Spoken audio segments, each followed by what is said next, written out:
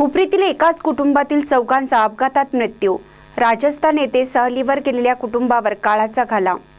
हुपरी येथे चांदी उद्योजक बाबूराव चव्हाण हे आपल्या कुटुंबियांसमवेत दिवाळीच्या सुट्टीसाठी फिरण्यासाठी गेले असता भीषण अपघातामध्ये त्यांच्यासह कुटुंबातील एकूण 4 जणांचा मृत्यू झाला।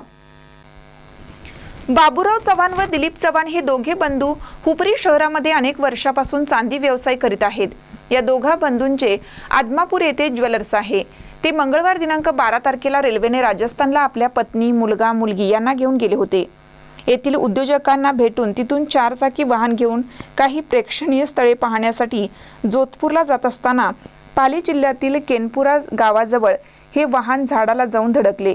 त्यामुळे झालेल्या भीषण अपघातामध्ये या कुटुंबातील बाबूराव चव्हाण वय वर्ष 50, सारिका चव्हाण वय 38, मुलगी साक्षी वय 19, मुलगा संस्कार वय 17 यांचा मृत्यू झाला। तर पट्टण कोडोली येथील प्रमोद पुरंदर वळीवडे वय वर्ष 40, रवींद्र डेळेकर वय वर्ष 32 हे दोघे जखमी झाले। या घटनेने हुपरी शहरात हळहळ व्यक्त होत आहे। ताज्या बातम्यांसाठी महान करेला सबस्क्राइब करा आणि बेल आयकॉनला क्लिक करा।